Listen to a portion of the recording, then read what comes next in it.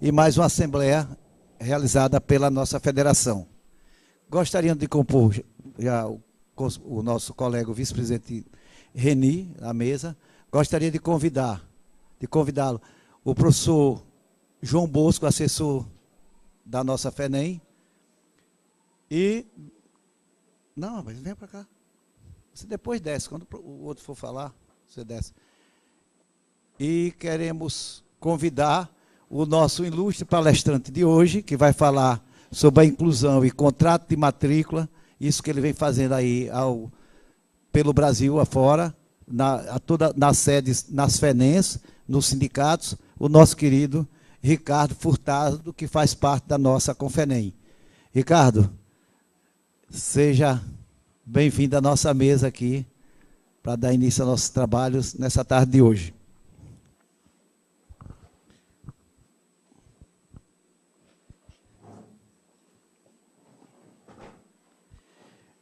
Deixa eu ver aqui. Nós temos, conforme o edital, nós temos aqui os informes da FENEM. Como destaque, nesse mês de setembro, nós tivemos o nosso grande evento,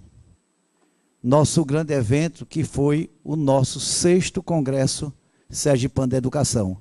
Realmente foi bem elogiado, nós temos recebido bastante manifestações de apoio e dizer pelo nível que foi realizado, pelo nível dos palestrantes. Então eu gostaria que até o ano passado, a história do nosso congresso, ele começou em casa, com a gente, a diretoria da FENEM, trabalhando, passamos o primeiro, o segundo, o terceiro, no quarto, por ideia, com nosso querido vice-presidente Reni, conversando lá no Rio, no encontro, e veio a possibilidade, ele encontrou com a pessoa da Futuro Eventos assumir o nosso evento, né?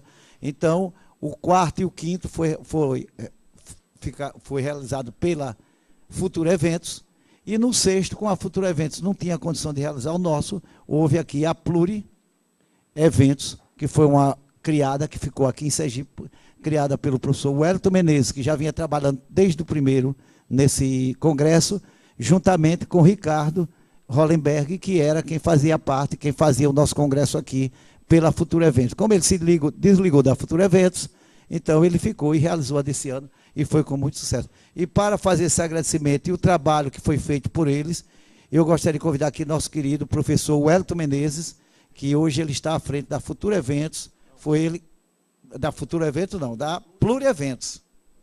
Eu já ia tomando o nome lá, já ia tomar processo. Então, professor, eu gostaria que o senhor relatasse esse nosso agradecimento a todas as escolas que fizeram esse apoio, aquele auditório cheio. Foi muito importante para a gente e muito importante para a educação, que é o comentário dentro do Conselho Estadual da Educação, dentro da Secretaria da Educação, a Secretaria da Educação em si, que teve um grande número, o secretário apoiou, e os comentários lá são os melhores possíveis sobre o Congresso Sergipano da Educação. Obrigado, presidente. Cumprimento a todos os senhores que compõem a mesa. Boa tarde a todos, diretores que aqui estão, das escolas particulares de Sergipe. Só rapidamente fazer algumas observações acerca do nosso 6º Congresso Sergipano de Educação. Realmente nós atingimos os objetivos que são sempre pleiteados pela FENEM. A FENEM sempre deseja que o Congresso Sergipano de Educação seja um momento de estudo e de aprofundamento de conhecimentos, de reciclagem de conhecimentos, que sirva até como elemento de formação continuada para todos os nossos diretores, coordenadores e professores. Este ano nós tivemos a felicidade de trazer, mais uma vez, um conjunto muito bom de palestrantes, atendendo às expectativas de todos e, principalmente, atendendo às expectativas das FENENs. Nós pudemos observar que aquele objetivo da FENENse tratar esse período como um período de estudo, decretando não, mas pleiteando que a sexta-feira seja um feriado, para que todos os professores possam participar, realmente esse objetivo foi atingido. por todos os lugares que nós estamos andando, como já falou o presidente Joaquim, nós temos recebido muitos elogios por esse Congresso de Educação. E quero transmitir para vocês também uma coisa muito importante, que são os elogios dos palestrantes. Os palestrantes, mais uma vez, não é a primeira vez que isso ocorre, os palestrantes fizeram os maiores elogios também aos congressistas. Disseram assim, praticamente todos eles disseram assim: é difícil a gente encontrar, quando vai palestrar por aí, um público tão atento e tão concentrado nas nossas palestras. O professor Júlio Furtado disse o seguinte, disse: eu observei que eles não estavam só ouvindo o que nós estávamos falando. Muitas anotações foram feitas, e isso é muito importante para o congressista. Muitas vezes o congressista pensa que é chegar e ouvir. Quando ele sai, muito daquilo que ele ouviu fica, se perde. E eu observei que em Sergipe as pessoas são preocupadas em anotar muita coisa. Às vezes eu estava falando e tinha um número muito grande de pessoas anotando, escrevendo. E isso é bom, a gente trabalhar, e fico feliz, palavras do professor Júlio, em poder trabalhar com um público tão atento, tão interessado. Então isso eu queria transmitir. E na avaliação que nós já fizemos, a avaliação do congressista para o palestrante e para o evento, nós podemos dizer que tudo girou entre ótimo e excelente. Muito bom e ótimo, aliás, que são os dois que existem. Muito bom e excelente.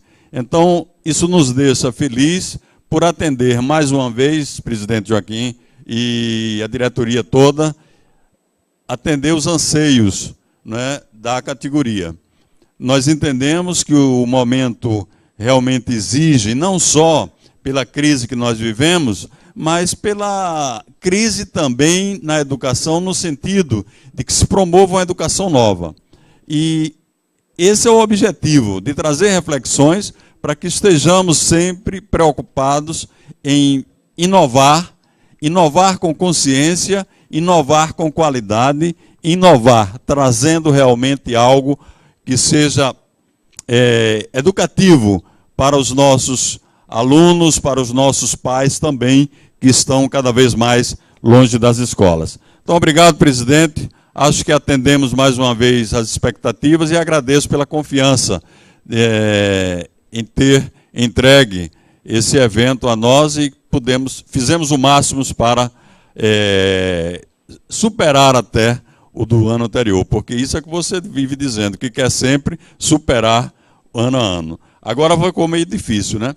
Também devo citar o professor Reni, que é, na verdade, o orientador pedagógico, né, do Congresso.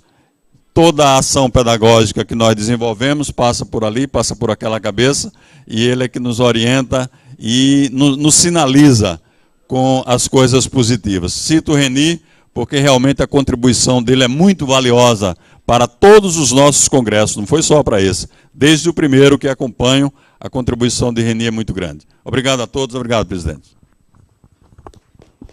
Obrigado, professor Elton, e obrigado pelo bom trabalho realizado durante o nosso 6º Congresso Sergipano da Educação. Eu queria só ratificar a questão do nosso querido Reni, que ele é bem criterioso, não é isso? Ele assiste durante vai na Educar, ele assiste tudo, ele escolhe, ele traz um leque. Tem coisa por detrás aí. Ele tem um leque de palestra que tem que passar pelo crivo dele, né? E ele, modesta parte, tem um bom gosto, né? E tem uma boa escolha. Não, eu queria aproveitar para parabenizar a Plurieventos, que foi uma empresa fundada este ano, a partir do momento que, em maio, lá na Educar, em São Paulo, a diretoria da FENEM se reuniu com a equipe da Futura Eventos. E eles colocaram muita dificuldade para a realização do congresso aqui, que seria o 3º congresso que eles estariam organizando.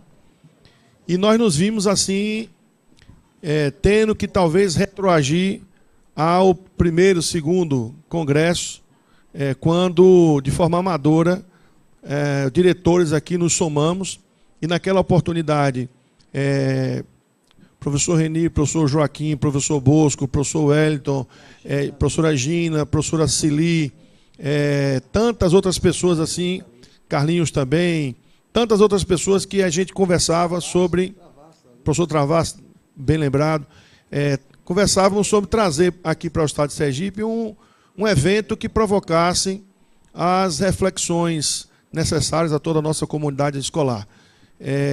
E aí foi quando o Ricardo Hollenberg e o Wellington resolveram encampar a ideia de assumir a organização. Estão de parabéns. Realmente os elogios foram além do que a gente poderia imaginar. Quando nos reunimos para dar algumas ideias, trocar assim algumas possibilidades de tema, eu posso lhe dizer, Wellington, não tive a oportunidade de dizer isso aí, mas fui até assim muito positivamente surpreendido pela qualidade dos palestrantes que foram trazidos para aqui, e acho que o 7º congresso do ano que vem, com a Pluri no comando aí, tem tudo para cada vez mais elevar e quem sabe até dar uma outra formatação ao evento que possa, e a gente não pode ficar, conversa muito com o professor Jairton sobre a dificuldade do diretor de escola particular trazer a equipe de professores para participar do congresso. É uma dificuldade muito grande. Eu acho que isso é vivido por boa parte dos diretores aí.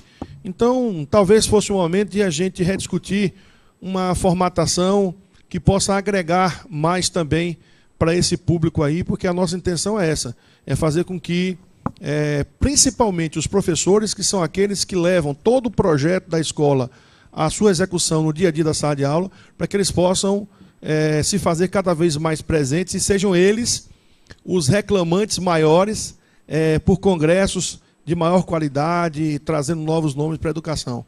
Então, obrigado pelas deferências que foram feitas aqui, mas, na verdade, nós somamos aqui um grande grupo de diretores de escola, sempre preocupado em fazer uma educação, não puramente da sua escola, mas uma educação no estado de Sergipe de melhor qualidade. Parabéns, Wellington.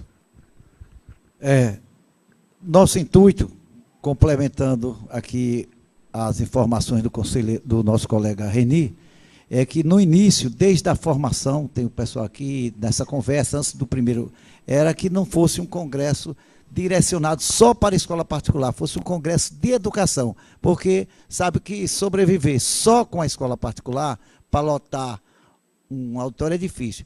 E esse ano nós concretizamos, porque nós tivemos um bom apoio.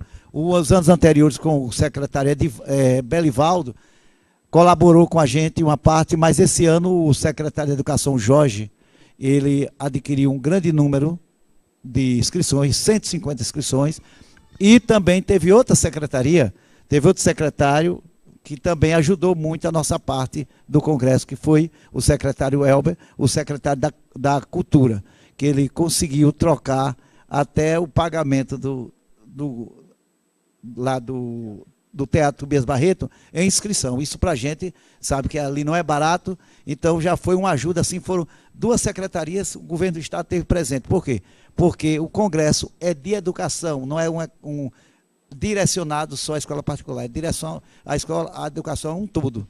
Então, nisso aí eles entenderam e creio que no próximo ano, porque nós temos uma coisa boa. Eu tenho acesso à Secretaria de Educação, tenho acesso ao Conselho, que eu estou lá presente e fazemos parte, que tem Tião, tem Carlinhos, Tião e Travasso, o Sérgio está chegando, completa o nosso grupo lá, mas foi grandes elogios lá, os conselheiros, os funcionários que participaram, a inspeção escolar estava presente lá, foi muito boa, a representante das DRs, das diretorias regionais, foi disputado vaga, só falam muito bem, saíram falando, querendo no próximo ano mais vaga, isso é importante, por quê? Porque a qualidade do Congresso foi uma qualidade que não deixou a desejar para a gente. Então, mais uma vez, nosso muito obrigado e a todos que escolheram a pauta, com o Reni, com o Wellington e os demais colegas que fizeram com que aprovasse a presença desses palestrantes aqui na nossa cidade. Em continuação, vocês vão ver aí que tem assessoria jurídica, mas o doutor Gustavo está chegando, mas ele ia falar, mas hoje pela pauta ser longa, não dá para ele concluir que era uma coisa mais interna. Na próxima reunião, ele vai apresentar esse tema dele aqui no próximo mês.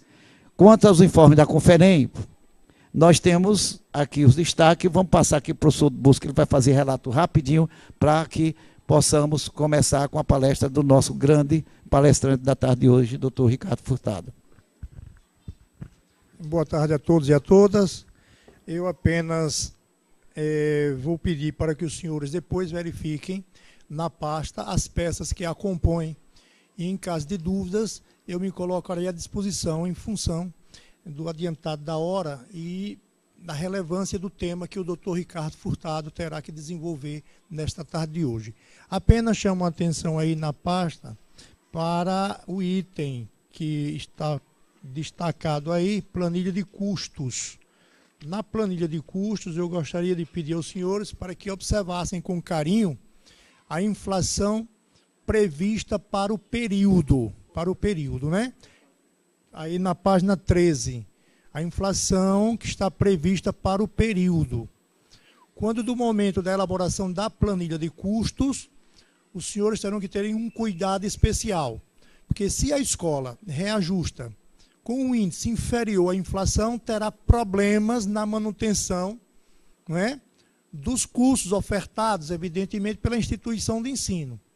Se ficarem um pouquinho acima disso aí, terão problemas também com a capacidade de manutenção dos filhos, das famílias, em suas escolas, porque não está fácil. Hoje mesmo saiu uma matéria no jornal da Globo, de meio-dia, porque abriram as matrículas para a rede pública e aumentou muito o número de alunos pleiteando matrículas na rede pública, egressos da rede particular. E a justificativa para os pais é de que eles não estão conseguindo manter seus filhos nas escolas particulares porque não conseguem recursos para mantê-los. Gostariam muito, mas não tem recursos. Então, eu acho que cabe aí um cuidado muito especial quando do momento da elaboração da planilha de custos. Observem a inflação, vejam administrativamente o que é possível cortar para que não fiquem acima desse índice, porque vai inviabilizar as famílias em manterem seus filhos na escola particular. Muita atenção para isso aí. O lado da escola, que também não pode ficar abaixo da inflação, porque senão ela não tem como sobreviver. Então, aí, cabe um jogo de cintura especial no lado administrativo. Pois não, Milton?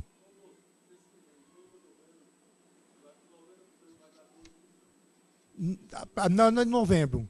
Aí, como vocês estão observando aí, ó, nos 12 meses, até quando foi feito o levantamento, está 9,88, ou 0,82% ao mês. A previsão, até dezembro, é que chega aí por volta dos 12%. A previsão. Vão. Então, é exatamente isso que eu estou chamando a atenção, para que, administrativamente, elaborem uma planilha de custo com todo o cuidado possível. Eu não estou dizendo para que todos fechem em 12%, porque cada escola tem uma realidade diferente da outra. Tá? Apenas que tenham cuidado, verifique direitinho os custos que os senhores e as senhoras terão para a manutenção dos cursos ofertados em suas instituições de ensino. E o que for possível cortar, cortem, porque as famílias não estão conseguindo manter seus filhos na escola particular. Muito cuidado para isso aí. Nos demais itens, contrato e matrícula, os processos que estão aí na pasta, eu me coloco depois à disposição. Tá? O doutor Ricardo vai falar também sobre o problema da pessoa com deficiência, vai falar também sobre o problema de contrato, também vai tocar também na planilha de custo no final, rapidamente, tá? Mas eu me colocaria à disposição dos senhores em outro horário, em outro dia, para tirar qualquer dúvida de qualquer peça que consta aí na pasta. Muito obrigado a todos. Então, nessa questão aí, a gente tem que ter muito cuidado, porque cada unidade ela é uma realidade. A realidade daqui da minha é uma, a realidade do vizinho ali é outra. Então, essa questão da planilha, Milton fez uma pergunta ali. Claro, Milton, se todo mundo sair, aqui ninguém diz qual é o índice. Nunca falamos em nenhum tempo de FENEM, de antissindicato, ninguém nunca chegou para dizer o índice do sindicato, não existe isso. O que existe, a gente diz os meios, como se faz, cada um tem sua planilha, é tanto que como do PROCON passa, ele procura a planilha. Então, cada um tem uma realidade. Só tem uma realidade que é igual, que tem que saber que a inflação não é menor do que a que está aqui. Nós temos a inflação oficial. E cada um, dentro de sua escola, ele é autônomo e ele vai ver o que é que ele necessita, porque ele pode ter investimento de uma maneira que ele pode ter outra coisa que ele vai implementar. Tem as coisas que tem que lembrar, que investimento patrimonial ele não pode botar. Mas se ele for educacional, ele pode. Então, cada escola tem uma realidade diferente. Então, a gente não pode chegar aqui e dizer assim, como o Milton falou ali, a média é 12. E se fala, porque fala nacionalmente, mas eu acho que nenhum sindicato falou isso, porque cada casa é um caso, cada escola é uma realidade diferente. Então, vamos ter muito cuidado, porque pode aqui amanhã sair na empresa, o sindicato reuniu, a federação reuniu e disse que é tantos por cento. Nem eu sei do meu, que eu ainda vou fazer. Ali tem um escritório que trabalha com a gente, eles mesmos sabem, eles é quem passa. Gente, chega agora, final de outubro, ele prepara a nossa planilha e manda para cá para ver se cai na realidade. Até que o ano passado deu certinho, né? Eu disse, não dá para ser mais do que isso, dá para puxar. Eles trouxeram já batido, parece que tinha combinado comigo. Foi o ano que bateu certo. Porque os outros nunca dá sempre a mais, né? Sempre a mais, sempre a mais. Aí ele cortou também muita coisa, depois eu mostrei para ele, certo? Mas repito mais uma vez, estou me tornando cansativo, lembre-se que aqui a federação, ela não diz índice, ela não dá. O índice tem o oficial, que é a inflação, todo mundo sabe, e tem o que necessita na sua escola e o que é que você precisa agregar ou não na escola. Então, cada um é independente e responsável pelos seus atos. Quando a imprensa chega aqui e pergunta, qual foi a média? Eu disse, é difícil, nós não pedimos valores. Eu, para ter a média, eu tenho que ter o valor, todo mundo tira a média. Entendeu? A imprensa é que diz, a gente diz uma coisa e ela bota outra, às vezes, né? Quer dizer, então, não é um perigo esse período de especulação. É um dos períodos chatos para a escola, né? Chato para a federação. Bosco que responde, que eu passo tudo para Bosco responder agora. Então ele vai, quando ele vai passando, é com Bosco. Por quê? Porque toda hora tem jornalista, tem radialista querendo saber de quanto foi, e principalmente depois da reunião de hoje, tá ok? Então eu quero dizer isso a vocês, que tenham muito cuidado em preparar o de vocês, porque existe a fiscalização, passa, embora uns condenem que não necessitava, tá certo? Mas eu preparo a minha, né? Eu preparo o meu. E aconselho que cada um prepare a sua realidade para quando chegar daqui que você vá se justificar, vai ter que perder muito mais tempo. Então, quanto a isso, o professor Bosco não quer mais nada. Então, vamos passar a palavra aqui. A gente desfaz a mesa, porque senão vai ficar... O senhor pode usar lá, pode usar cá, pode dar cambaiota, pode pedir música, pode fazer tudo, né? Carioca, né? Carioca é bom de tudo aí. E com a palavra, meu querido Gustavo, Ricardo Furtado. Eu vou só ler um pouquinho aqui dele, que eu trouxe aqui uma cola, que foi Carlinho que fez. Ele é advogado, doutorado em Direito Civil pela Universidade de Buenos Aires, pós-graduado em Direito Tributário, com extensão em Direito Processual Tributário, diretor superintendente e palestrante do Instituto Brasileiro de Estudos em Educação, diretor da Ricardo Furtado Advogados Associados, membro efetivo do Instituto dos Advogados Brasileiros, participando das comissões de Direito Financeiro e Tributário e da Comissão de Direito Constitucional, conselheiro do Conselho de Representantes da Confederação Nacional do Estabelecimento de Ensino, CONFENEM, conselheiro dos Conselhos de Educação e Estudo Jurídico Tributário da Associação Comercial do Rio de Janeiro, integrante do Grupo de Direito Tributário do Rio de Janeiro, do Rio de Janeiro,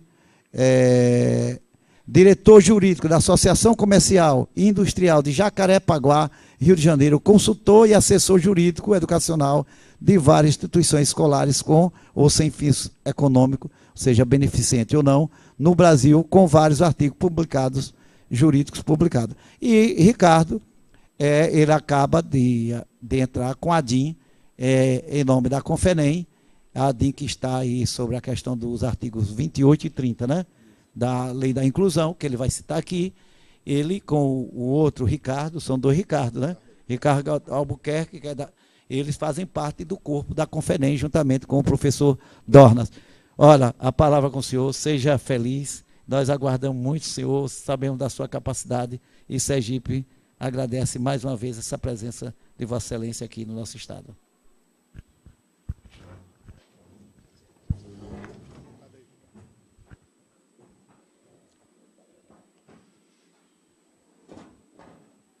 Eu quero começar agradecendo as palavras carinhosas do professor Joaquim, que nada mais é do que um carinho que se tem pela pessoa e demonstra a educação e o respeito que ele tem pelo ser humano. Primeiro, por quê? Num momento ele falou grande Ricardo Furtado. Eu acho que é grande Ricardo Furtado pela estatura, 1,90 m. E não por ser grande efetivamente, que no conhecimento todos nós dividimos um conhecimento e cada um se completa com o conhecimento do outro. Perto do Ricardo Albuquerque ainda seria menor ainda, que ele tem 2,10 m. Se as pessoas dizem que eu sou alto, no Ricardo Albuquerque eu olho para cima, aquele realmente é grande. Eu vou pegar aqui um gancho daquilo que foi colocado pelo professor Bosco, pelo professor Joaquim, com referência à planilha de custo. Realmente uma preocupação muito grande que se tem hoje com a escola, principalmente no momento de estabelecer seu preço de anuidades ou de encargos educacionais para a coletividade. Por quê? Porque além do problema que a gente vive de inflação, que a gente tem aí os 12%, certamente a gente vai viver aí um problema maior, que é a recessão, e a recessão, com certeza, pode nos trazer uma inadimplência à nossa porta, e, com isso, problemas também no curso do ano de 2016. E aí a gente tem que ser bastante criterioso no momento em que nós fixarmos os nossos preços. Não somente a recessão, mas também nós temos o problema da Lei 13.416, que é a lei que trata sobre a inclusão a qualquer custo. E aí a gente também tem um outro problema, porque nós estamos hoje, de acordo com a lei, obrigados a todo tipo de inclusão.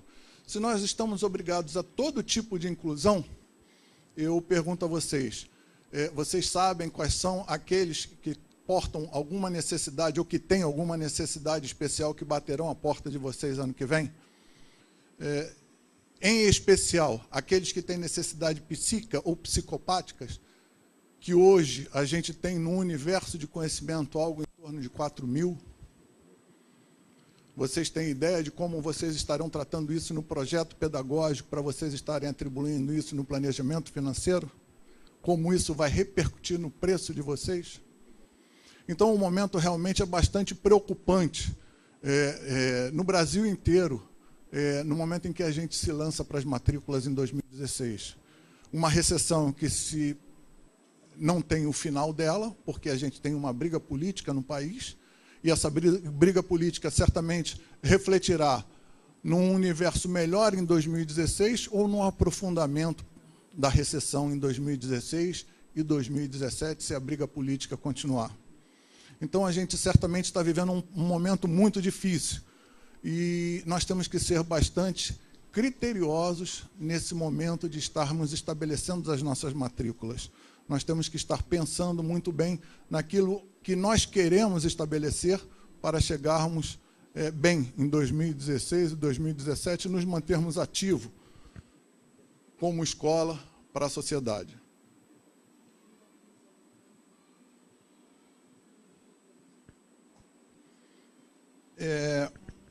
Eu vou dar uma notícia a vocês.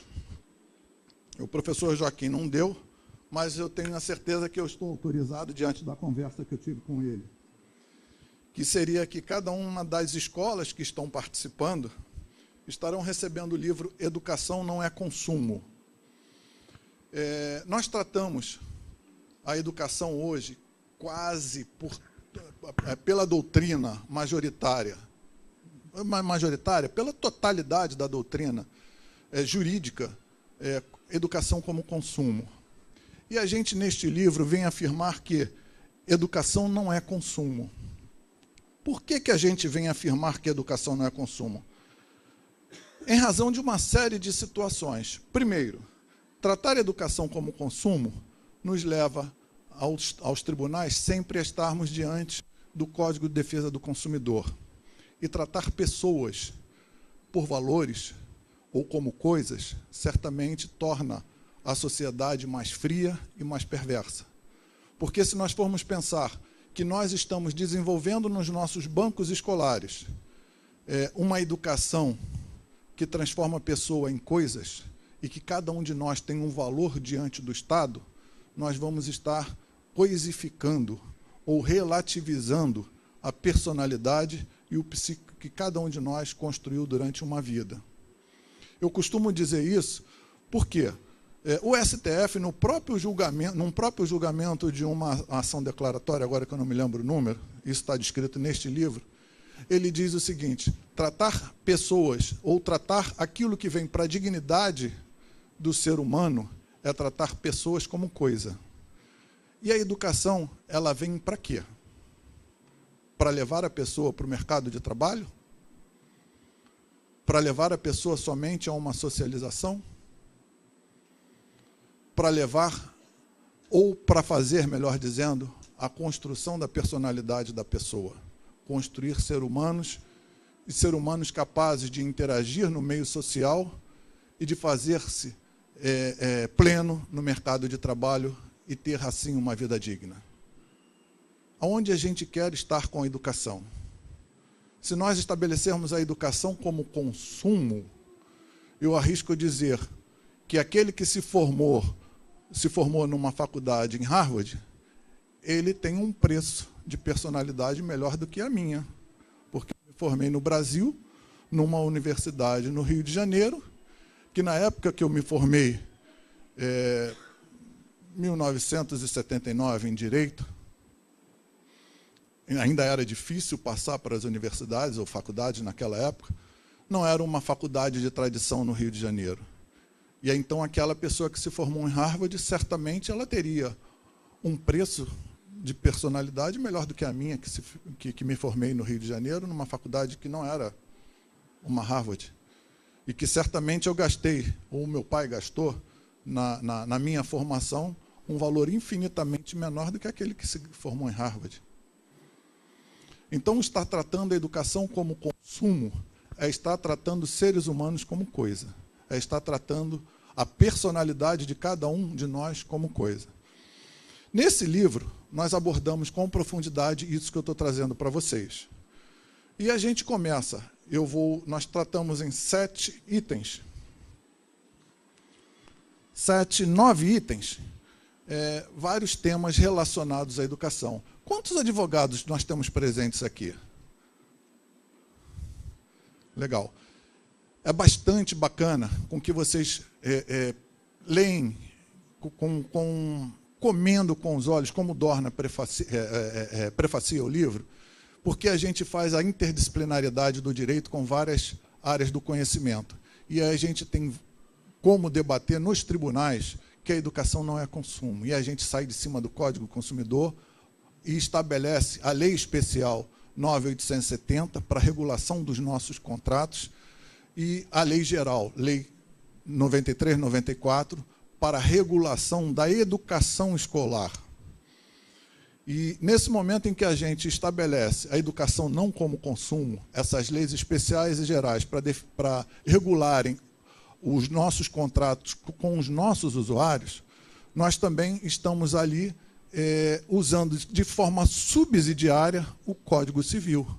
E o Código Civil, dentro do livro, ele trata também do direito de informação, a gente aponta aqui, ele trata também dos contratos de adesão, ele trata também das cláusulas ambíguas, ele trata também da proteção ao usuário.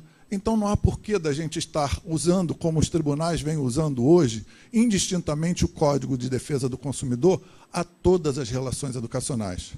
Estabelecer relação de consumo para a educação é coisificar aquilo que vem para a dignidade do ser humano, que vem como essencial à formação do psíquico do ser humano. E nesse livro a gente desmistifica isso e traz isso à doutrina jurídica, dividindo assim o pensamento no nosso meio. Eu trato da educação, nesse livro, numa visão dos direitos humanos. E digo que a educação ela vem como essencial à formação do ser humano e à dignidade humana, para proporcionar a dignidade humana. E faço uma abordagem com base na Declaração Universal dos Direitos Humanos. Na Declaração dos Direitos Humanos, teve um comentário realizado por um dos educadores, que ele assim se relatava em questão de um dos artigos da Declaração. Se a educação fosse somente fomentada para a guerra, nós estaríamos formando somente pessoas voltadas para a guerra, para fazer a guerra e simplesmente estabelecer o horror no meio social. Mas a educação não veio para isso, graças a Deus. E por isso que a gente tem aí os instrumentos que declaram direitos sobre a dignidade do ser humano, e a educação vem como um dos principais instrumentos para a formação dessa sociedade de paz, essa sociedade que nos traz um convívio social harmônico.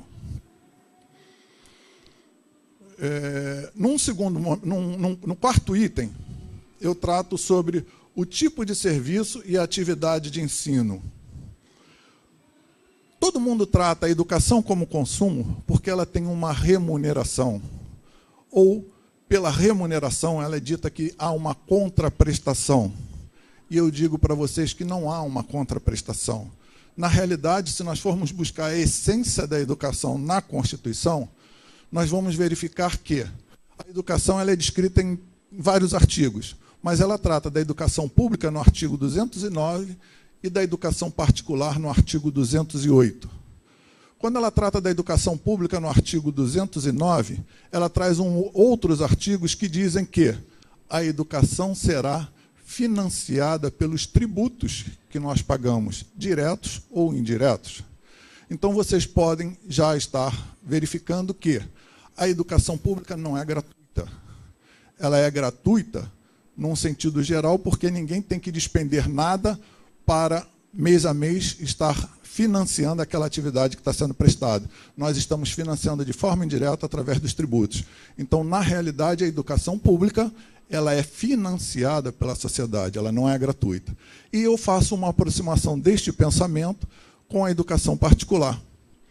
Por ela ser essencial à formação da personalidade do ser humano, por ela ser essencial à formação do nosso psíquico, ela não pode ser comprada. Alguém compra a personalidade e entrega ao seu filho? Alguém compra uma formação psíquica e entrega ao seu filho? Alguém pode aqui me afirmar que, saindo daqui, a gente vai a uma universidade, compra uma formação em medicina e entrega o seu filho para no dia seguinte estar clinicando? Alguém pode afirmar que eu posso comprar e entregar ao meu filho a formação em direito para ele estar advogando no dia seguinte? Então não há compra, não há transmissão. Há sim financiamento como há na atividade pública. Nós estamos tratando de um contrato de financiamento de serviços particulares em educação que vem para a dignidade humana. Então eu digo que esse serviço é um serviço social que vem para formar a personalidade e o psíquico do ser humano. Portanto, nós não temos que estar afeto ao Código de Defesa do Consumidor, mas sim a lei especial, geral, ao Código Civil e, subsidiariamente, quando for omissa aquelas leis na relação que nós estabelecemos, sim, pontualmente nós vamos aplicar o Código de Defesa do Consumidor, como está descrito na lei especial, na 9.870, pontualmente e não genericamente. Então eu trato também, no item 4 desta obra, a educação financiada pela família, como um serviço social. Num outro instituto, ou num outro ponto, melhor dizendo, eu trago também à baila que é comum nós ouvirmos nos tribunais e no nosso dia a dia pelo Ministério Público, pelo PROCON, que nós somos uma atividade concedida, ou uma atividade autorizada por concessão. E é também um outro engano, uma outra grande mentira que nós aceitamos, que não deve ser mais aceita por nós e repudiada. Eu digo no livro o seguinte: é comum nós estarmos no dia a dia tomando decisões. E a gente toma decisões sempre com o pensamento dos mais eruditos, ou dos mais velhos, ou por pesquisas. Então a gente acaba assimilando aquilo que nos é passado no dia a dia para nortear as nossas decisões. E os mais eruditos é que incluíram na gente, ou fizeram se incluir no meio doutrinário, que a educação é consumo. Eles tomaram uma legislação de 1990, se eu não me engano, agora não me recordo a lei, que dizia que para regular o serviço de prestação educacional, aplicar-se-ia o Código de Defesa do Consumidor. Só que essa lei foi revogada. E hoje a gente tem lei especial e lei geral. Então, aquilo que foi afirmado no passado por aquela lei não pode mais ser mantida hoje. E quando a gente fala na autorização e concessão, nós temos que ver o seguinte: o artigo 21 em diante da concessão, da Constituição, quando ela trata em autorização e concessão, ela trata de serviços públicos exclusivos e não exclusivos. E quando a gente verifica no rol de serviços exclusivos, a gente verifica que a educação não está escrita como do Estado, um serviço público, um serviço exclusivo do Estado. Bem, Ricardo, ele não é exclusivo do Estado, mas ele é não exclusivo do Estado, também não está escrito como não exclusivo do Estado. O que está escrito no artigo 21 da Constituição, quando trata dos serviços públicos, é que cumpre ao Estado a regulação da educação nacional. Então, a educação, como eu afirmei para vocês ali há pouco instante, ela está descrita, a pública no 208 e a privada no 209. Quando a gente, então, verifica que no artigo 209, ela é permitida ao particular quando autorizado. Mas a autorização que está descrita no artigo 209 não é a mesma autorização que está descrita no artigo 21 para os serviços públicos. É um serviço particular que o Estado faz a autorização por meio legal, não discricionária, não contratual. Então, nós não somos concessões. Nós não somos uma concessão, autorização ou delegação. Nós não somos um serviço delegado. Nós somos, sim, um serviço particular autorizado por lei e não por discricionariedade, por contrato, como está os serviços do artigo 21 da Constituição. Por que eu estou dizendo isso tudo para vocês? Porque simplesmente eu quero desconstituir que a educação não é consumo e a educação não é concessão. E, portanto, nós temos leis especiais e gerais para regular as nossas atividades. Para não ser mais extenso, eu também falo aqui de vários artigos da multa do 52 do CDC. A multa do CDC 52, parágrafo 1º, que todos nós aceitamos como 2%, ela é descrita que nós financiamos serviços. Nós não financiamos serviços. Na realidade, nós obedecemos uma lei e parcelamos a nossa anuidade em 12 parcelas por força de lei. Vocês não embutem spread nas planilhas de custo de vocês. Vocês não embutem juros na planilha de custo de vocês. Vocês não fazem análise de crédito. Simplesmente vocês estabelecem uma anuidade e parcelam. Portanto, o artigo 52, parágrafo 1º do artigo 52, não se aplicaria a uma relação social estabelecida por um contrato civil de adesão. Também faço uma abordagem com profundidade no livro. E, por fim, seria bom destacar para vocês, antes de nós entrarmos no nosso tema principal, que no Rio de Janeiro nós conseguimos, e isso aí para os advogados presentes, uma decisão no TJ do Rio de Janeiro, em que nós promovemos a execução do contrato de prestação de serviço educacional assinado somente pela mãe.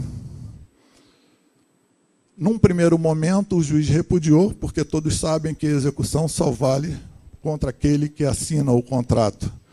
Nós levamos em consideração, em tese, de que, uma vez que a família é responsável pela educação familiar, o pai e a mãe, eles à noite eles conversam e eles sabem o que o outro faz.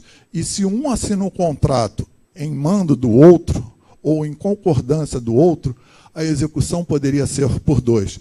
Eu trago esta tese também no livro para os advogados e trago também a decisão do TJ do Rio de Janeiro, permitindo com que a execução prosseguisse contra os dois, o que torna mais célere a nossa cobrança. O que eu quero dizer com isso para vocês? Que certamente a escola tem que ter uma preocupação, que é outra coisa que também atrapalha muito a escola na sua atividade, é com o cadastro na hora das matrículas. A escola pode estar cobrando sem cadastro e documentação para que ela tenha segurança daquilo que ela que está sendo contratada. Se ela não tiver segurança, não adianta a gente ter turmas cheias, se a gente sabe que aquelas turmas que estão cheias de inadimplentes sem condição de pagamento e sem garantia. Então, na realidade, nós estamos brincando com o nosso patrimônio. E nós temos levado isso a todos os lugares em que nós estamos falando, que nós temos que tratar o nosso patrimônio com zelo, na defesa do nosso patrimônio. E a defesa do nosso patrimônio começa no momento da matrícula, exigindo cadastros, documentação palpável, para quê? Para que a gente, no momento de uma ação de execução, usando já de uma decisão já no Brasil, possa nomear os pais e os bens, apontando bens à execução e penhorando os bens logo de início. Isso, para nós, certamente vai dar celeridade e vai fazer com que a coletividade nos respeite no momento da cobrança, dizendo o seguinte: olha, aquela escola faz valer o seu direito e, efetivamente, se nós não pagarmos, ela vai executar a gente e nós vamos perder o nosso patrimônio, o nosso bem. No Rio, em todas as escolas que nós trabalhamos ou atuamos, nós temos notado a diminuição da inadimplência quando ela é efetivamente cobrada pela escola. O trabalho administrativo e o trabalho judicial. Tem casos que, certamente, a escola não tem o cadastro. E, numa avaliação, no momento da ação, é preferível vocês protestarem que o nome da pessoa fica 5 anos sujo, do que entrarem numa aventura, numa execução, sem ter nada para levar a penhora. Então, usem do direito de vocês, diminuam a inadimplência de vocês. Nós vamos viver um tempo de recessão. Trabalhem agora o momento da matrícula de forma consciente. Usem de argumentos para que a gente possa estabelecer nossos direitos diante de uma sociedade que é extremamente consumerista. E a nossa atividade não é uma atividade de consumo. Ela é uma atividade, volto lá no início, social, contratada no âmbito civil. Bem, num terceiro tópico desse livro, eu trato da inclusão dos portadores de necessidades especiais.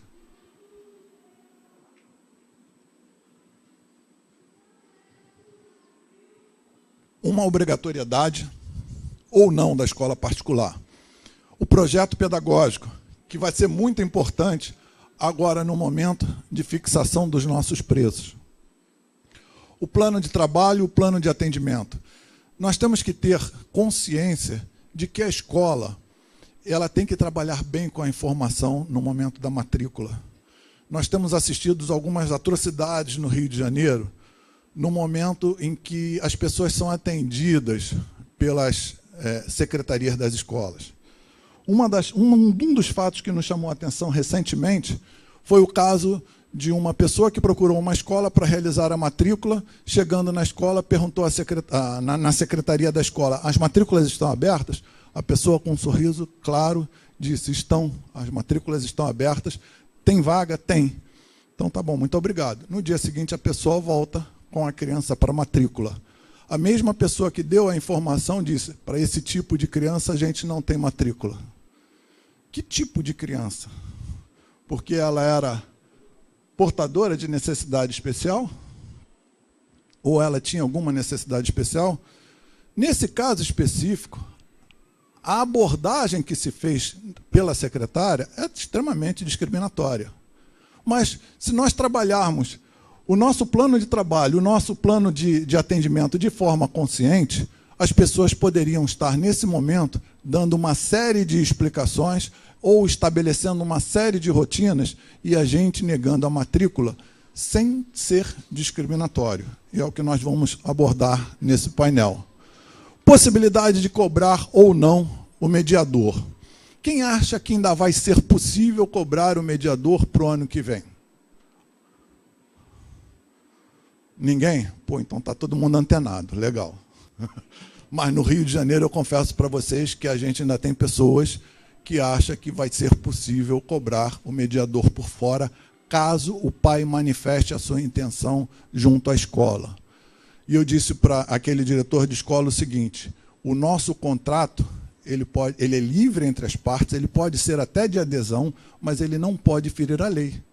Se ele fere a lei, ele certamente terá a cláusula declarada nula.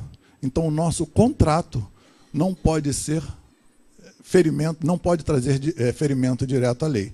Então, nesse caso específico, o mediador, certamente, não poderá estar sendo cobrado, porque nós estamos estabelecendo um contrato ao arrepio da lei.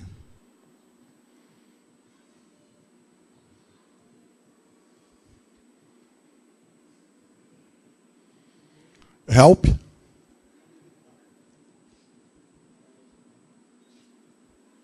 Como é que eu mudo? Passou? Bem. Oi? Olhando essa figura, o que vocês podem me afirmar? Alguém arriscaria alguma afirmação?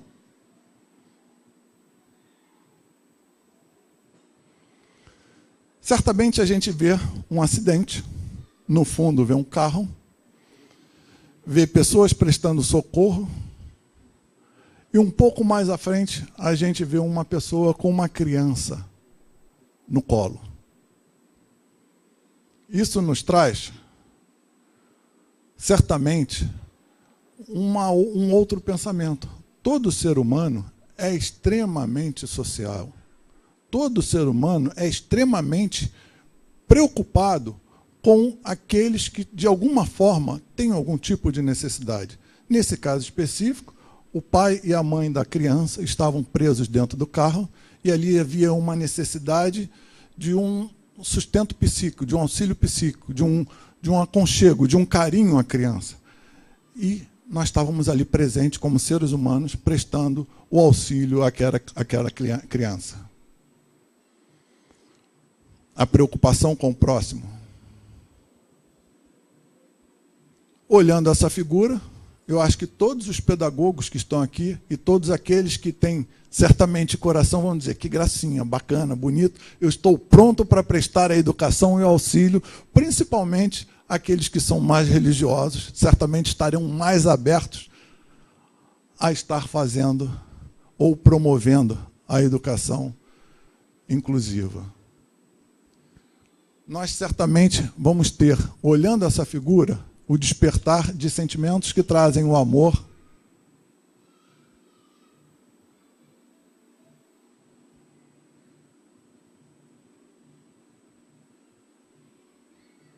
não sou eu, te juro que não sou eu.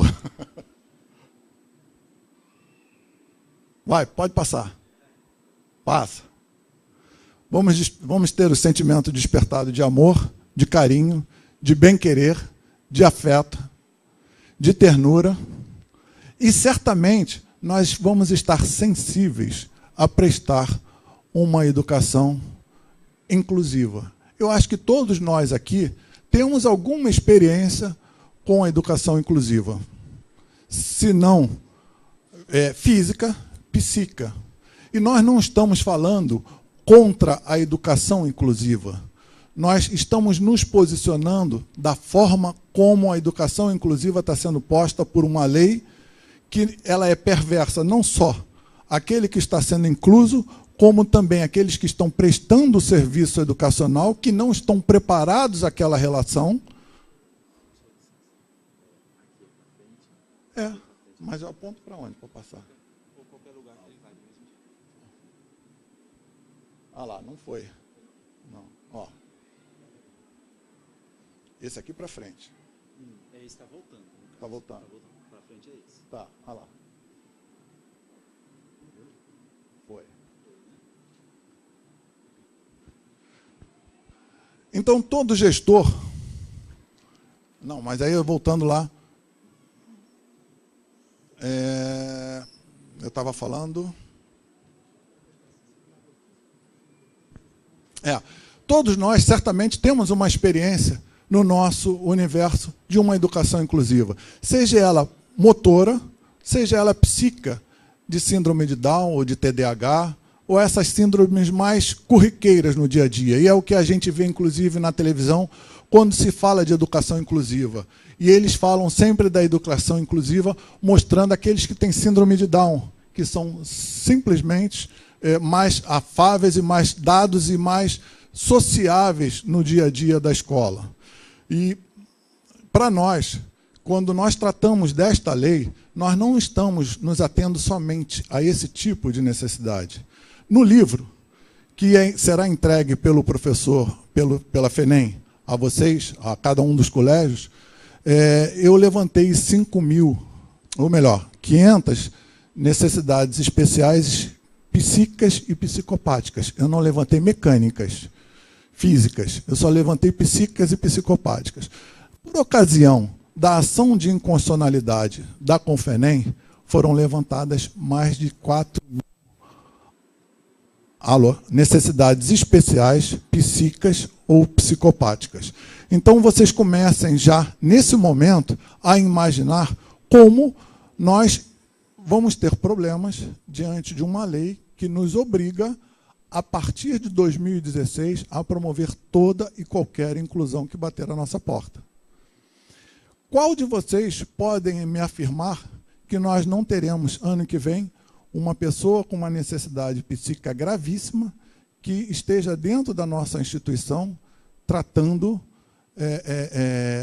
os outros com agressividade? As necessidades psíquicas e psicopáticas, além de ser 4.000, elas têm em vários graus de necessidades. Então, nós temos ali estabelecidas um número, se nós multiplicarmos por 3, nós vamos ter mais de 12.000 necessidades em vários graus e necessidades.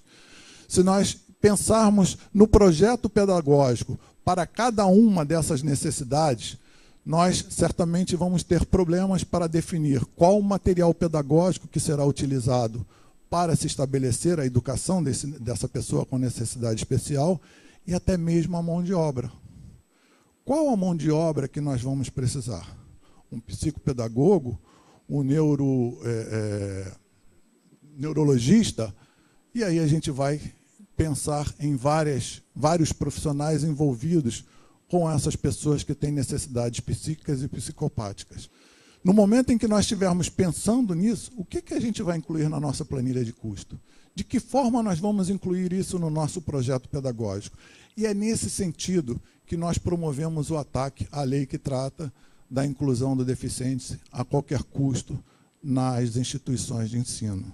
Nós temos que pensar a educação, como eu nos referi inicialmente, na formação do ser humano. Nós não podemos pensar a educação somente como socialização ou como ensino e aprendizado, como nós veremos um pouco mais à frente. Todo gestor é motivado a uma participação mais efetiva no auxílio à família e no desenvolvimento do ser humano. A educação escolar, ela vem em complemento à educação familiar. Nós não tratamos de ensino e aprendizado. Nós não tratamos de socialização. Nós tratamos de desenvolvimento do ser humano. Nós estamos desenvolvendo pessoas. Nós estamos desenvolvendo seres humanos. Aliás, isso que a gente traz aqui, desenvolvimento do ser humano, não é o Ricardo Furtado que afirma isso, não. Se vocês forem pegar o artigo 205, se eu não me engano, eu demonstro ele. Não, devo estar falando um pouco mais à frente. Se nós formos pegar o artigo 205 da Constituição, nós vamos ver lá que a educação ela vem para o desenvolvimento do ser humano, sua inclusão no meio social e sua capacitação para o trabalho. Então, quem afirma que a educação ela serve ao desenvolvimento do ser humano é a Constituição, não sou eu. Peguem lá o caput do artigo 205 da Constituição, que vocês vão ver isso que eu estou afirmando para vocês. Então, eu posso chegar à conclusão que a educação não é somente ensino e aprendizado. Ensino e aprendizado eu posso estar tratando de adestramento. O meu cachorro, o meu gato, eu trato com ensino e aprendizado adestrando. Ou simplesmente transformando seres humanos em escravos por adestramento. Também não posso estar pensando em socialização, educação somente com socialização. Eu não posso pegar uma pessoa e colocar uma pessoa no meio de uma sala ou de um grupo de alunos e dizer que eu estou socializando se ele não compreende a linguagem falada, se ele não compreende a linguagem escrita, se ele não tem a compreensão do universo que está à volta dele. Como é que eu posso falar que eu estou tratando de educação inclusiva se as pessoas não têm como, ou se os seres humanos que eu estou colocando em sala de aula não conseguem perceber o ambiente que está à volta deles? É fácil você colocar numa Globo uma criança de Down, que é fácil de socializar no meio de outros, e ela mesmo assim, ela ainda sofre alguma rejeição. Mas aqueles que têm uma deficiência psíquica grave, como o autista, ele se fecha no mundo, e como é que essa pessoa pode se desenvolver se não houver pessoas especializadas, se não houver material especializado, se não houver uma didática específica para ela? Como é que ela pode se desenvolver como ser humano?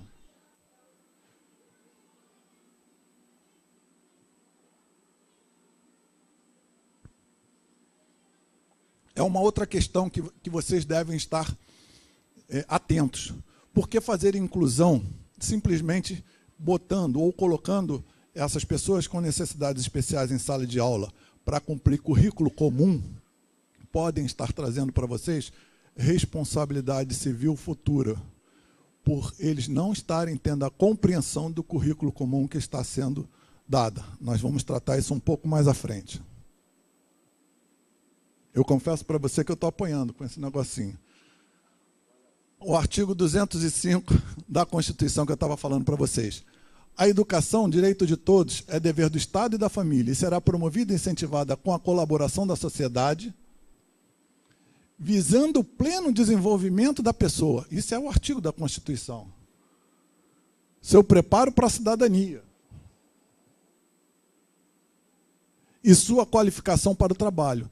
Então, quando eu penso no preparo para a cidadania, eu posso estar pensando não simplesmente no exercício de voto, mas eu posso estar pensando numa pessoa com uma necessidade específica tal que o simples fato dela ir ao banheiro sozinho e ter sua intimidade preservada é respeito à cidadania dele.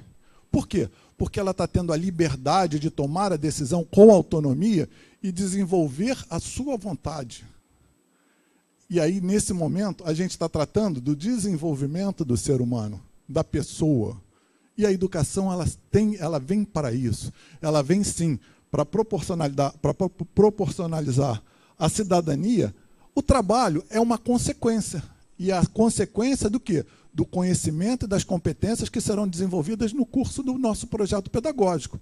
E nós vamos ver isso um pouco mais adiante.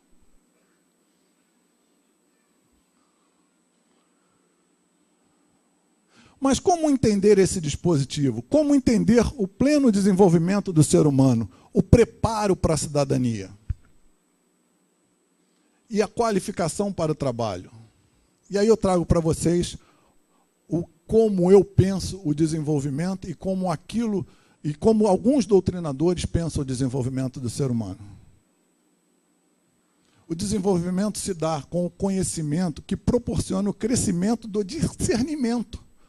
Ou seja, a liberdade de pensar e a autonomia de tomar decisões. É o discernimento que eu tenho como pessoa. O desenvolvimento do ser humano se dá com o desenvolvimento das habilidades, de identificar variáveis, de compreender fenômenos, de relacionar informações, de analisar situações, de correlacionar problemas, de julgar e de sintetizar outras coisas. Essas habilidades nós vamos proporcionar com o processo educacional. As pessoas vão passar a desenvolver habilidades que vão levar a elas a identificar variáveis, compreender aquilo que está acontecendo à sua volta, relacionar as informações que ela está recebendo, para analisar as situações, correlacionar, julgar e sintetizar tomando as suas decisões. Eu estou promovendo o desenvolvimento de habilidades. Como essas habilidades serão certamente acompanhadas, serão... Espera aí, deixa eu ver aqui, que aqui tem... Não, vai... Passa para frente, eu quero ver as competências. É isso aí. Essas habilidades estão relacionadas às nossas competências. E aí a gente verifica as competências para o trabalho. Aos conhecimentos, inclusive, éticos e morais. Nesse momento, a escola que está transmitindo os conhecimentos, as competências, ela também está transferindo conhecimentos éticos e morais. Por isso que eu digo que a escola é complemento da educação particular. Porque quando o professor está à frente da classe, quando o professor está ministrando aula, ele certamente está passando para os alunos comportamentos éticos e morais. Nos exemplos em que eles estão proporcionando aos alunos. Exemplo claro do que eu posso citar é nas universidades e faculdades. Sexta-feira, todos nós aqui fomos universitários um dia, e sexta-feira, quem é que não tinha um apelido para sexta-feira? Na minha cidade tinha o Dia Internacional do Pecado, o Dia Internacional da Bebedice, o Dia Internacional do Adultério, tinha vários apelidos à sexta-feira. Eu não sei como é aqui, mas certamente a sexta-feira teria um pensamento pejorativo, e os professores em sala de aula estimulavam até os alunos a matarem a aula na sexta-feira para estar bebendo no bar na esquina com eles, jogando conversa fora. Isso nas universidades do Rio de Janeiro é comum. Então, nós verificamos que o comportamento ético e moral do professor influencia em sala de aula na formação da personalidade. Quando eu falo, quando eu não me posiciono no ensino superior, eu posso estar também pensando na educação infantil. E aí, na educação infantil, eu posso estar simplesmente tendo... desculpa, mas eu estou apanhando, não tem jeito. Eu posso citar a educação infantil da seguinte forma. Uma instituição que nós assessoramos no Rio de Janeiro, tratando com crianças de 3 a 4 anos, e aí jardim, e as crianças certamente, como avô, hoje eu entendo bem aquilo que as crianças de 13 e 4 anos estão pensando. Eu tenho 2 netinhas, uma de 3 e uma de 1 ano e meio. A professora, aqui também deve estar assim, ela é assistida por uma auxiliar nas salas de aula. E nesse dia, uma das auxiliares faltou ao trabalho e a professora ficou sozinha na sala de aula com a criança de 4 anos. E a criança era uma criança hiperativa, brincava, pulava e não sei o quê, até que uma hora ela resolveu subir no armário e a professora, com todo cuidado, meteu a mão e puxou a criança. Meteu a mão e puxou a criança, alanhou o braço da criança. Certamente, a atitude dela com a criança demonstra uma certa agressividade. E, nesse momento, a gente está verificando ali que essa professora tem algum despreparo para estar junto com crianças de 3 a 4 anos, pelo próprio comportamento dela. Uma outra situação que foi vivenciada por nós foi também em classe infantil, isso para não falar nos adolescentes, onde existia uma classe pequena que estava brincando com massinhas. E as crianças brincando com massinhas, enrolando massinhas, e a brincadeira rolou a manhã inteira, e as crianças, no final da tarde, foram para casa. Chegando em casa, uma das crianças meninas, a mãe foi trocar a fraldinha e viu o órgão genital dela avermelhado. E aí logo causou dúvida. a garota sofreu alguma agressão, alguma violação. E a mãe voltou correndo para a escola, querendo ver os vídeos que estavam sendo gravados em sala de aula, porque a garotinha tinha sido violentada. E a escola trouxe o vídeo para a mãe ver. Quando a mãe viu o vídeo, ela viu que a garotinha fazia o rolinho de massa e escondia a massa no órgão genital, não sei se propositalmente ou brincando, ela escondia e ia metendo a massinha para dentro do órgão genital e certamente inflamou, e no final da tarde estava aquilo tudo vermelho. E aí a escola certamente disse, não foi culpa nossa, foi a garotinha que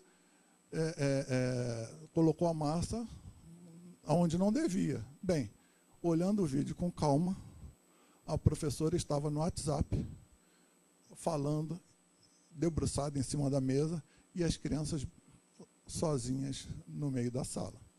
Então, certamente, a gente começa a ver aí uma série de comportamentos éticos e morais que, se não transmitidos de uma forma verbal, por ações dentro de sala de aula. E que isso influi na educação. Por fim, a cidadania se dá com as habilidades, com a socialização, com as competências, e elas vêm para proporcionar a dignidade humana. E por isso, quando nós falamos da dignidade humana, voltamos lá no início. Não estamos falando de consumo, e sim de relações sociais na formação de pessoas.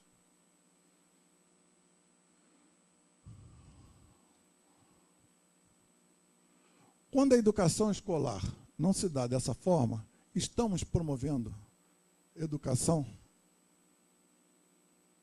Certamente que não, porque nós estamos privando as pessoas da sua inserção no meio social. Nós estamos privando as pessoas da sua falta de conhecimento do ambiente, da cultura, do econômico. O econômico está acentuado daquela forma ali por causa que está em espanhol. Do político e social. Nós estamos não permitindo com que aquela criança, aquele adolescente, tenha conhecimento daquilo que vai lhe proporcionar uma inclusão, uma vida digna e um mercado e uma condição melhor de trabalho no mercado de trabalho. Ricardo, até aqui eu compreendi, mas o que você quer afirmar com isso tudo que você está colocando para a gente? Na realidade, eu quero que vocês venham estabelecer um sistema de matrícula consciente em 2016. A escola, como pessoa jurídica, presta um serviço educacional na forma da lei e deve cumprir com ela.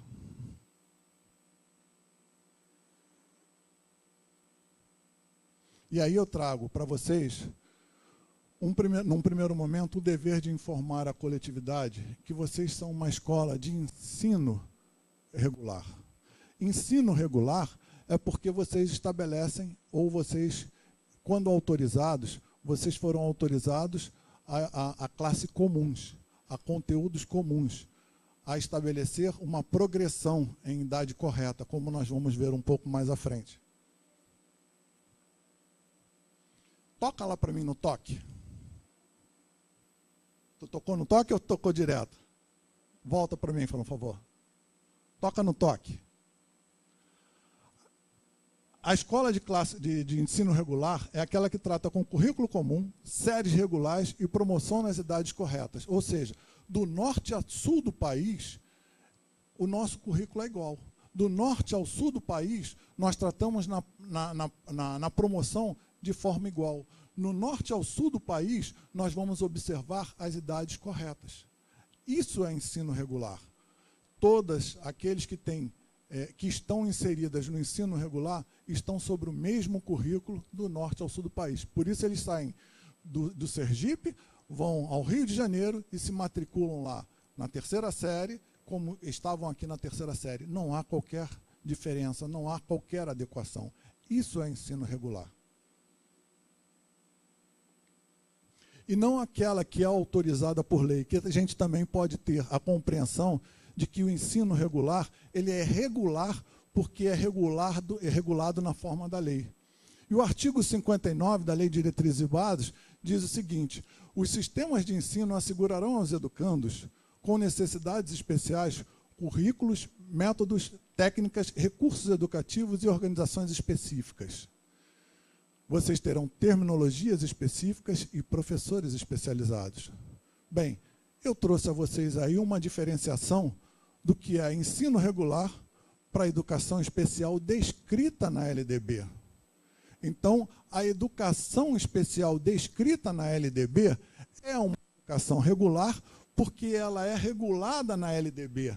Então, ela é regular porque ela é descrita na LDB. E aí eu trago para vocês o seguinte: a LDB, no artigo 59, diz para a gente o seguinte: currículos, métodos, técnicas, recursos educativos e organizações específicos. Terminologia específica. Qual de vocês trabalha hoje com a inclusão e simplesmente inclui em classes comuns sem observar a necessidade a ser atendida? A pergunta foi clara? Será que vocês estão promovendo a educação inclusiva como ela deve ser realmente realizada?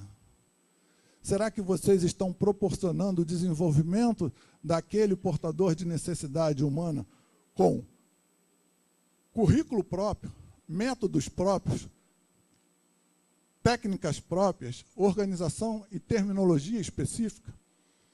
Será que aquela criança que hoje está sendo incluída por vocês, quando sair lá na 8ª série e ingressar no ensino médio, ela vai poder sair da escola de vocês e ingressar na outra escola sem qualquer problema? Por que eu estou fazendo essa pergunta para vocês? Porque hoje já começa a surgir no Brasil ações de responsabilidade civil contra as escolas, porque as escolas simplesmente vão aprovando os alunos com necessidades especiais da 1ª série à 9ª série sem qualquer tipo de critério. Simplesmente dizem ou alegam: eu não posso reprovar o portador de necessidade ou a pessoa com necessidade especial. Eu pergunto a vocês, aonde está escrito isso? A Lei de Diretrizes e Bases menciona que ela será feita, a inclusão será feita em classe comum quando há compreensão. Quando eles podem estar compreendendo aquelas matérias e disciplinas que estão sendo dadas ali com capacidade de avaliação e aprovação. Ela não diz que vocês têm que aprovar. Da forma como muitos fazem a inclusão hoje, certamente, no final de 9 anos, eles poderão ter uma ação de responsabilidade civil, cobrando os danos materiais, porque a criança saiu da escola sem condição de alçar o ensino médio. E aí vocês veem como a inclusão hoje está sendo feita de forma equivocada na própria escola. E uma das coisas em que eu chamo a atenção para vocês, quem tem já aluno com alguma necessidade especial, é que vocês já promovam este ano o acerto disso que vocês estão falando. Vocês não têm aprovação automática. Vocês têm sim que estar avaliando e reprovando, se for o caso. Ah, mas ele não tem condição de estar acompanhando o currículo comum. Tá bom, estabeleçam currículos e métodos próprios com técnicas e recursos próprios. Façam a família assinar e digam qual é o conteúdo que está sendo dado e que supostamente você vai cobrar na avaliação, supostamente não, que você vai cobrar na avaliação para que mais tarde você não venha ter a responsabilidade civil sobre a escola. Ricardo, mas como eu vou fazer isso? A própria lei diz ali, ó, terminalidades específicas. Eu não preciso ter a matemática como eu tenho no currículo comum. Eu vou botar a matemática especial, a terminologia é nossa. Nós é que vamos estabelecer a terminologia naquele conteúdo próprio para aquele aluno com necessidades especiais. Nesse momento, a gente está tratando a inclusão como ela deve ser tratada. Eu chamo a atenção de vocês também de uma outra coisa que a gente ouve sempre nas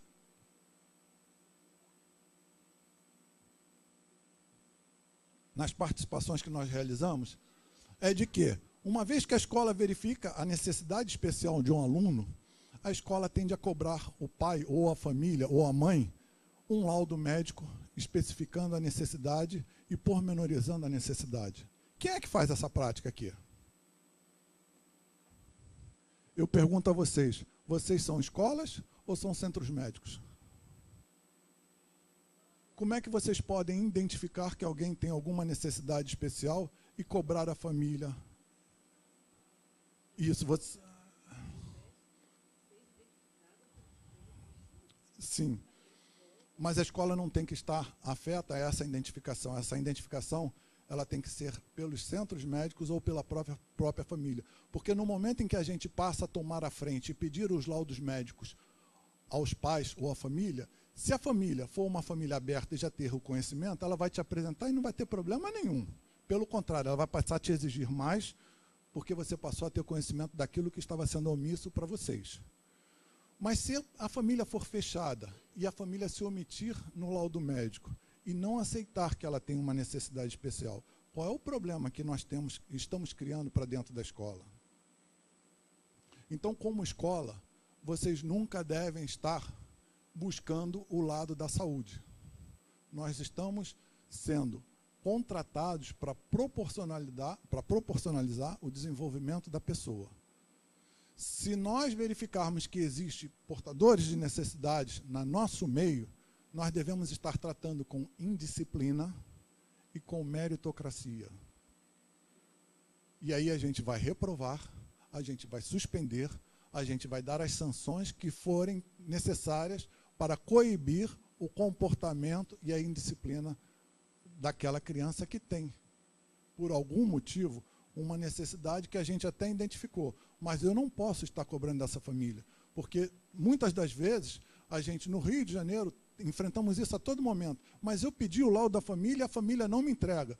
Relata ao Conselho Tutelar. O Conselho Tutelar, por sua vez, vai obrigar com que a família vá fazer isso. Tá bom, o Conselho Tutelar vai até obrigar, mas será que vai acontecer da forma como vocês necessitam para estabelecer conscientemente um currículo ou um projeto pedagógico com capacidade de dizer aquilo que ele tem de compreender ou não em cada disciplina?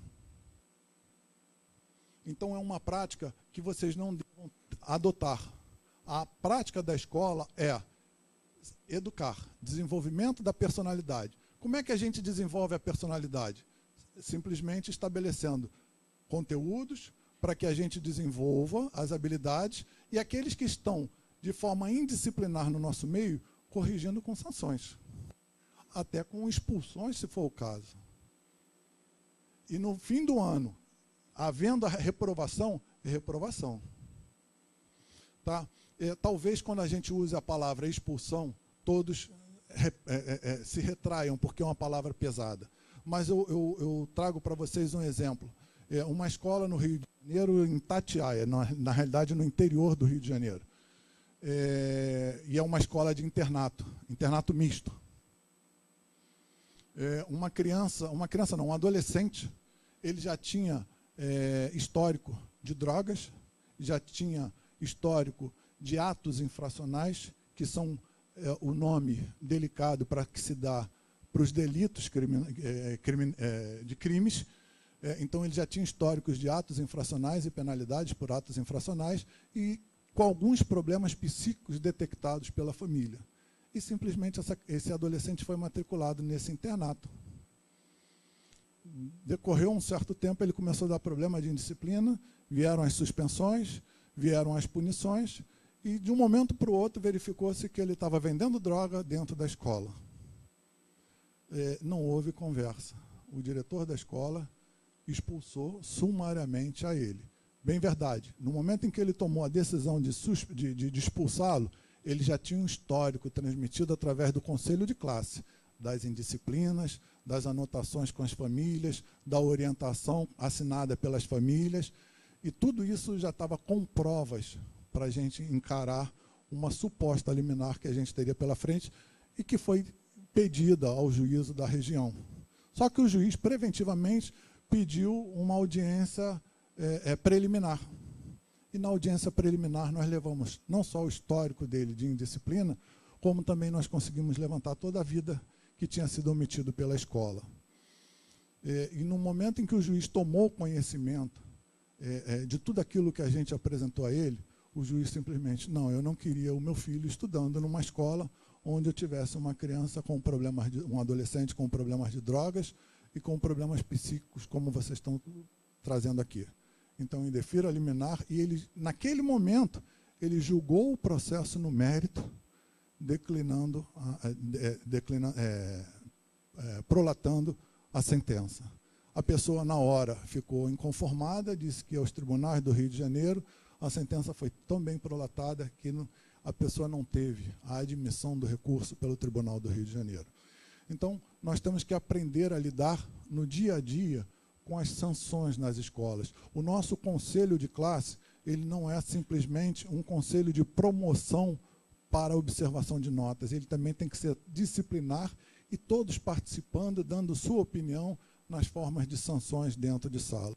E no momento em que a gente estiver tratando com as necessidades especiais, nós temos que estar tratando, sim. Ele, na inclusão em classe comum, como comum, ele será tratado. Toca lá para mim. Num segundo momento, eu tratei ali no dever de informar a coletividade que nós somos uma escola regular. Por que eu quero dizer que nós somos uma escola regular? Porque eu quero diferenciar para a coletividade que nós não trabalhamos com a educação especial. A educação especial é um outro tipo de autorização contido na LDB. E a nossa autorização é para o ensino regular. E aí nós devemos tornar isso bastante claro nas nossas publicidades. Esse material vai ser disponibilizado para vocês, vocês podem ter certeza, não podem ficar tranquilos, já combinei, a gente vai disponibilizar o final para vocês. E aí nas nossas publicidades, a gente deve trazer isso bem claro para os pais, a gente deve levar isso nos nossos informes, nas nossas informações, nas nossas publicações em backlight, outdoor. A gente deve tornar isso bem claro para a população, que a nossa educação é educação regular, cumprindo com a publicidade que o Código Civil nos exige no momento da contratação do nosso serviço.